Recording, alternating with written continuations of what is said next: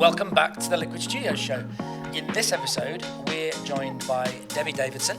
Thanks for joining us, Debbie. Hi, good to see you. Thanks for coming along. Debbie has a business, Debbie Davidson-HR, focused around everything to do with people and work and human resources and all that sort of good stuff. Yes. That sound about right? Yes. Right. It certainly does. Good. So thanks for coming along, Debbie. You're welcome. What we want to do in this series of the podcast, it's all around what is your purpose. We're inviting guests on like yourself who are at the top of their game, specialists in their field. I think you'll find superstars in their industry. Superstars in their industry. Thank you, Colin. How lovely. How flattering. Thank you. Yes. Yeah. So, but before we get into the job part of it, what we want to do is just have a bit of an understanding of who is Debbie Davidson. You know, where did it all start? A bit about your background. So you can share as much of that with us as you wish. Okay. Yeah. Colin at this point normally dives in with some very probing questions, having done a load of background checks and research on you. But I think you've struggled a bit with this one. I've drawn a complete blank. I mean, it's no wonder actually, being in the industry that you are, you need to protect who you are. I get that because of some of the sensitive situations you might find yourself in. So fair enough. I know nothing. So you tell us your story. Where did it all start? Well, I'm a Carlisle girl, born and bred. Okay. Don't support Carlisle United, but don't hold that against me. I'm just not a massive football fan. Fair enough. It's a good time to support them now, though. It would be a good time to start if I was a fickle fan, but I'm not. So I started to work in HR after I left university. So I specialised in HR as part of a business degree. And I did a graduate trainee scheme with Rank Group Holidays, as they were at the time, which was a lovely baptism of HR fire, working in the leisure industry amongst, businesses like, it was Oasis Lakeland, which is now Centre Parks at Penrith when that first opened. Right. And then obviously learning about other businesses that were also owned in that group, which were Jumping Jacks, Butlins, Haven, Warner, Mecca Bingo, Hard Rock Cafe was owned by them. Right. So it was a super start to working in HR, really interesting and a lot of people, fun. Yeah, a lot of people coming and going, I would imagine. Oodles, as well. oodles, lots of turnover. Right. Yeah, lots.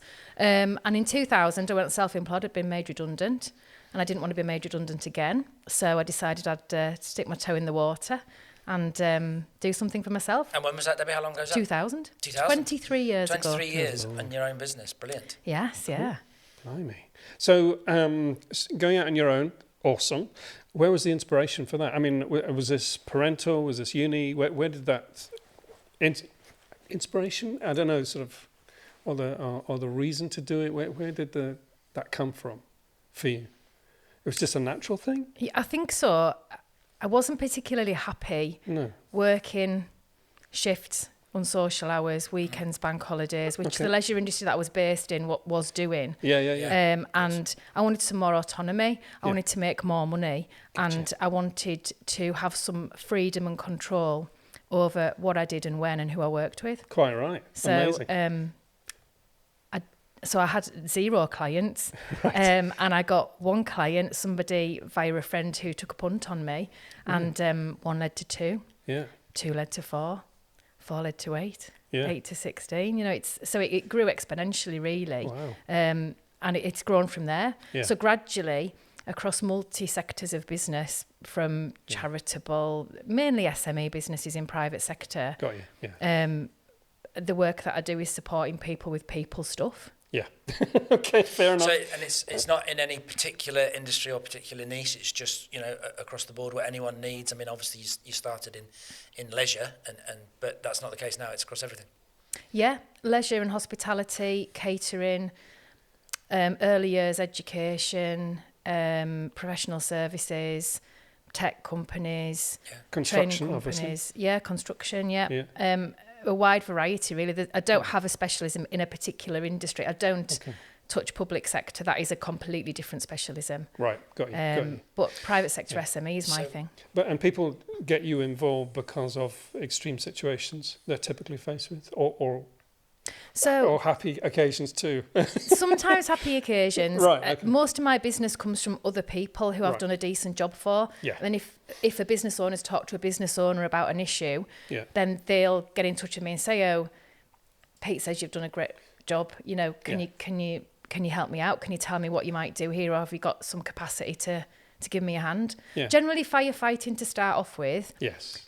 Or if it's a new business that's just set up and wants support with how to build a team and employ people, Got you. then that's a bit more proactive because Yeah. you can build whatever you want, whatever you choose to look at then, Right. rather than just firefighting a particular issue Yeah. and then looking at the broader picture once that's finished. Okay. And do you bring in the case of a business that's just starting out, do you bring in recruitment people, or how are you setting out contracts, or what part do you play? So in a new business, we're looking at if they've got people in mind or they want to bring people in. Yeah. What are the essentials if you're going to employ somebody? Yeah. Okay. You know, a contract, an offer letter, Yeah. a right to work check, Right. some standard, robust, tailored policies and procedures, Got you. a contract that's super useful to you but also really clear for the employee, and so that you're meeting your statutory rights in employing people, really. Got you. Yeah. So that's an interesting point, isn't it? Because obviously you've been doing this a while,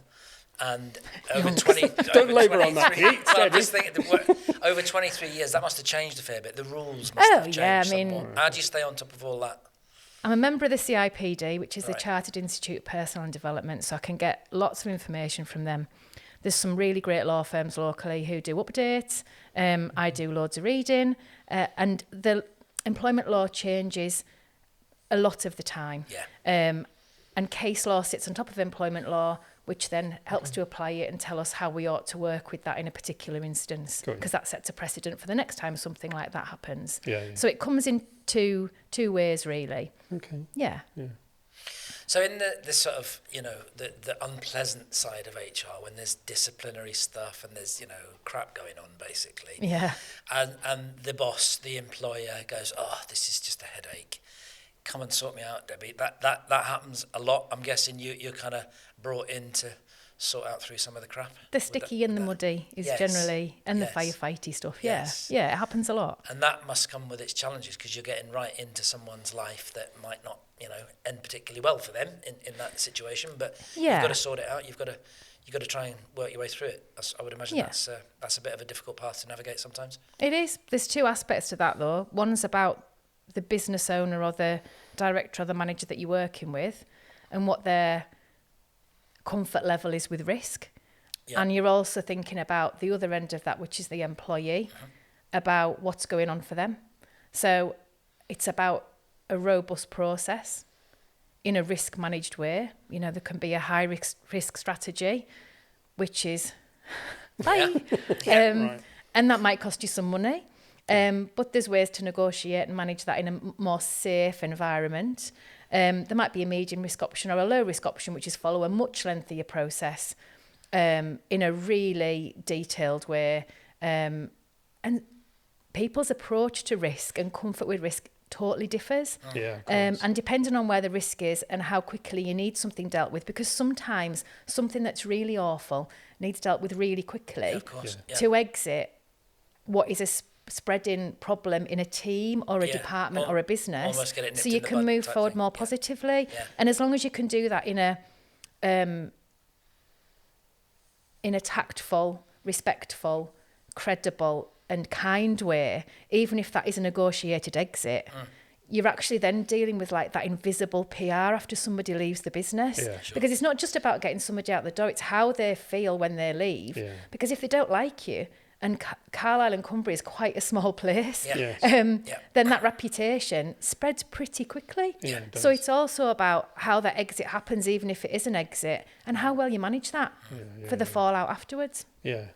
Interesting. So you mentioned, a lot of SMEs that don't have necessarily your level of skill or experience in the business, in-house. I suppose you sit alongside lots of other service type professionals, whether that might be your law firm or your accountant or whatever that is.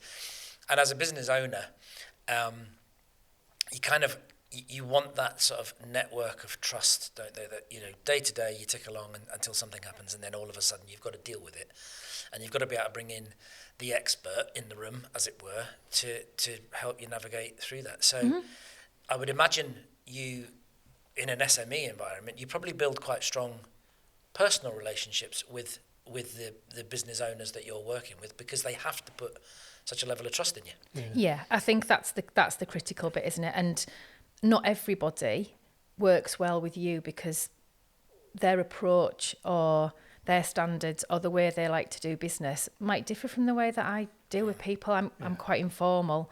I'm quite chatty. I can generally find a cheerful side to the even worst problem.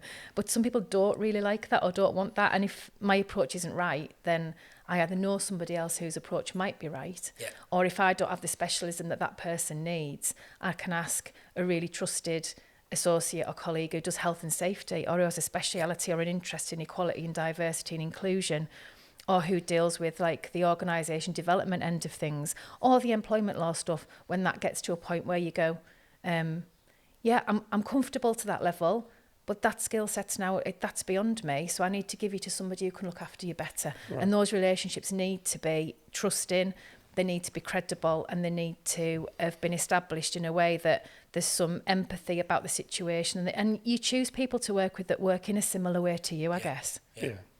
And I suppose, to a certain extent, the sort of compliance aspect of HR, as an employer, we're all obliged to do what we are obliged to do. Yeah. But recently, the whole aspect of, well-being has gone sort of further up the agenda. How much of that do you think is, to a certain extent, still a bit of a tick box exercise, or how many employers are out there actually going, I can see the value in this, and it is worth investing in the health and well-being of my team because of the benefits. Do you see much of that changing? I do see some of that changing. The businesses that don't embrace the changes in what's happening in the socio-economic climate, especially currently, don't embrace the worries that people have and how to engage with their biggest resource. Like, people are your biggest resource. Absolutely. That is how businesses work. Without them, it's not happening. Yeah. If you've got 50 staff and none of them are doing their job, and you need them to run a business and do the work in that business, it's not happening. Yeah. And the dinosaurs die out, basically. Yeah. You have to move with that, and you have to embrace some of that change, even in a really measured and in a way that you're comfortable with, in smaller steps, in order to get somewhere. And you've only got to look at some of the local businesses around here. Like, if you think about the reputation that Cumberland had before and how transformative that is now, they've got a super reputation for being developmental. And I look after at least 2 or 3 clients who are super developmental and focused on well-being, engagement, and those additional things. Book clubs, running clubs, having sessions where you talk about, it's having healthy postmortems when something's gone wrong, thrashing those problems out to make sure they don't happen again without hitting somebody with a stick. And those are the businesses that are thriving. In fact, they're soaring when times are tough, because those employees have some ownership about the work that they do. Yeah. They love working there. They have less absenteeism, up to 30% more productivity when you work with an engaged workforce. Yeah. So it's so worthwhile investing in even the theory of that and the non-costly elements of that, never mind looking at things like really effective health insurances and talking therapies. Even if that costs a bit of money, it keeps people in work and doing a great job for you. Yeah. And I suppose, in today's market where we've got big skills gaps, we've got, unemployment, we've got open positions all over the UK. So from what you're saying, that those types of employers that engage at that level probably find it easier to recruit, and certainly find it easier to retain people, when there's other employers not doing that and struggling to fill vacancies. I think so. Like, the market is a difficult market at the moment. There was a period where nobody was moving because everybody was a bit concerned post-pandemic. Yeah. And if that movement started, but people are being much more demanding about where they're going and what they get. Yeah. And those movements are not just in terms of money, they're also in terms of looking at wider terms and conditions, culture and environment, so they feel comfortable about where they're going and feel they're going to be looked after where they're going. So it's super important, Pete, yeah. So those sort of motivation, when you know, people fancy a change for whatever reason, those sort of obvious motivations to jump ship and go elsewhere are different to maybe, 10, 15 years ago, do you think? Yeah, I don't think it's just for the sake of it anymore. Although, you know, one of my colleagues was talking about it's not about a career path, it's about a career squiggle. Because some people start off in one job and end up in a completely different industry or environment or job at the end of the day. And it's not like, you know, the days that were in the like 70s to 90s where you had a career progression and you just sat on that ladder and moved up.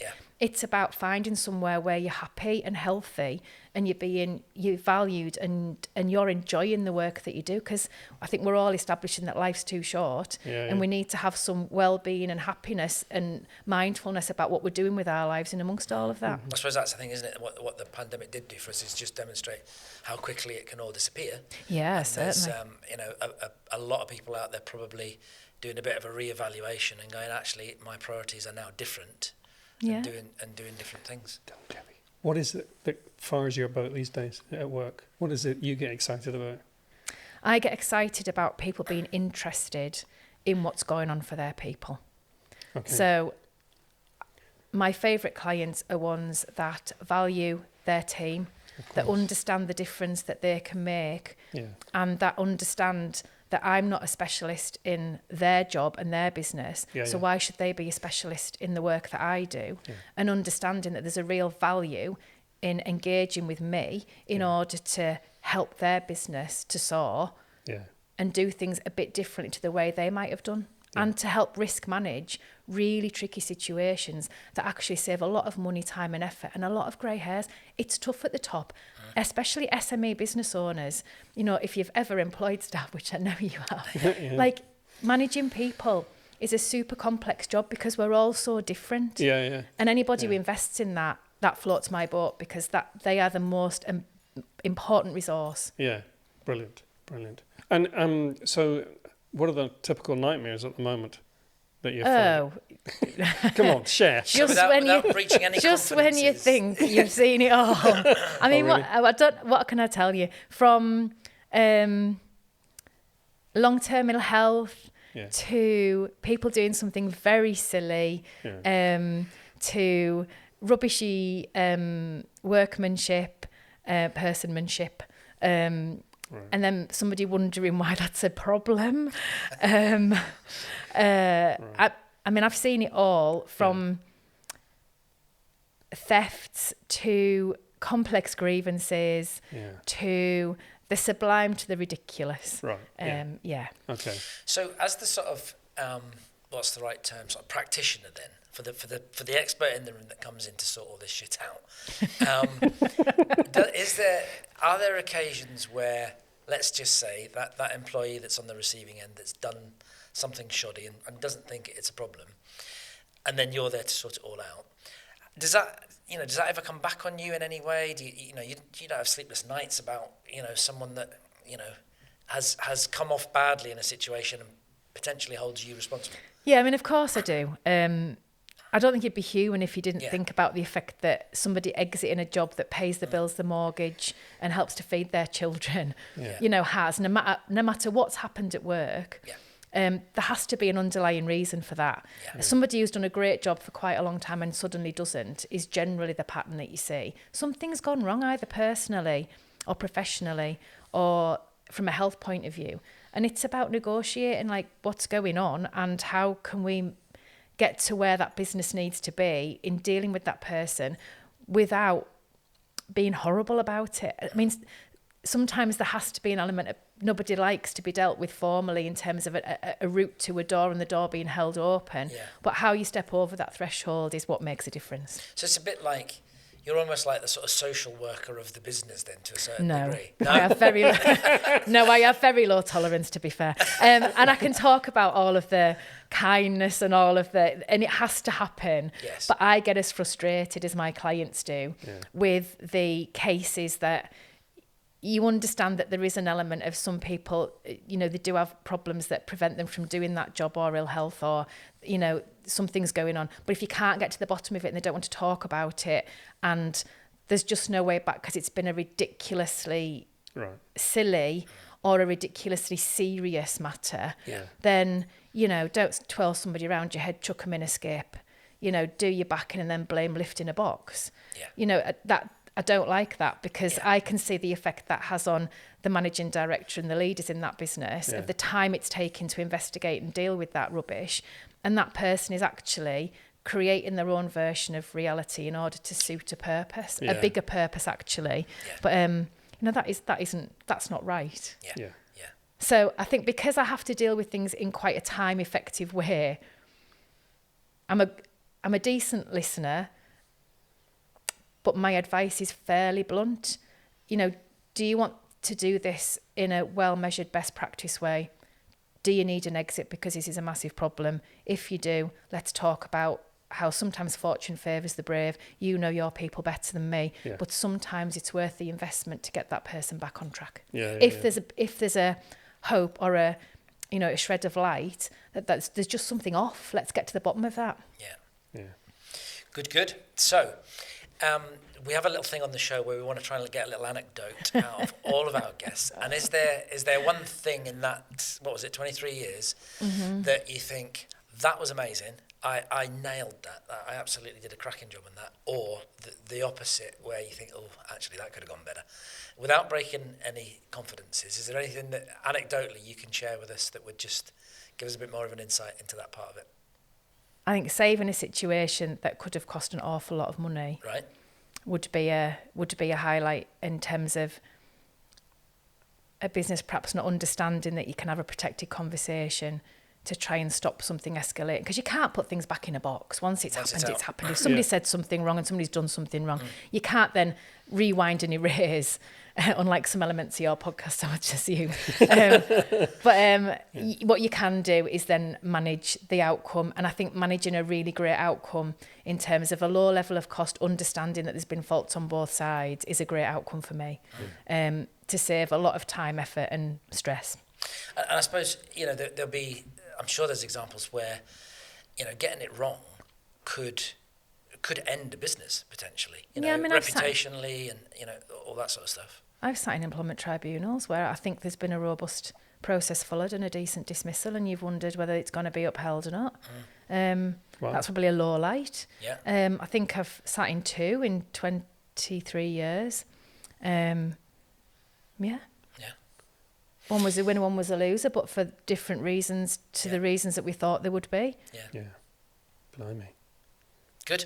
There's always a risk, but like you say, sometimes fortune favours the brave. Absolutely. So what's next? Because I know you've got a couple of associates working with you now. Your business has grown. You've got, sounds to me like a fair bit going on. And is it predominantly Cumbrian focused? Are you pushing out of the county at all? What's next for Davidson HR? I'm on a build and focus stage of the business, 23 years in, and we've run a fairly nice event at the Holston yesterday, promoting looking after people and profit, working with some great collaborators in St. Co Accountants, Cartmel Shepherd, Rachel Bell Wealth Management, because they're specialists in their field that offer something else that we don't offer. We work very nicely together, and they're trusted people that I would work with. I also work with some health and safety boards, and good HR people who can dip in and dip out when there's some work to be done. But those have to be people that you really trust and you have some understanding of, and who work in the same way as you do. So it's a rebuild time, I think, in the business, and a growth phase, looking at how to help businesses who don't have an HR resource to get more hours out of their day. I can do the paperwork quicker than they can about stuff that's going awry or needs to be done. I can unpick a problem quicker than they can, so I'm saving some hours in their day and some grey hairs, and getting it done in a really safe way. And sort of building that on the basis of collaboration with other either industry professionals or complementary businesses. Yeah, definitely. The easiest way for people to dip into me is via a really nominal retained basis, so there's availability.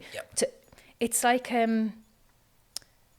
an insurance policy, a non-insurance insurance policy against a nuclear people bomb, if you like. Yes. Yeah. That's a good way of putting it. Yeah, very Perfect. good, very good.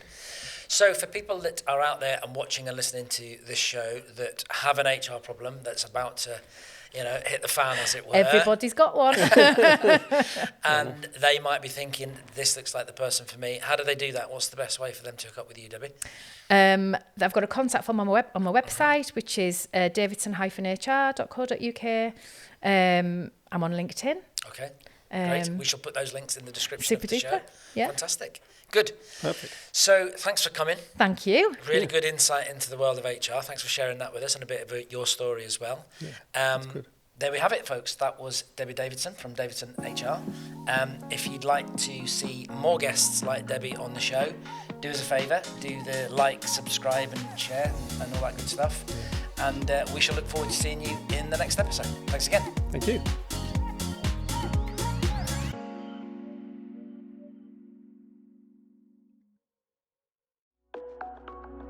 A Liquid Studios production.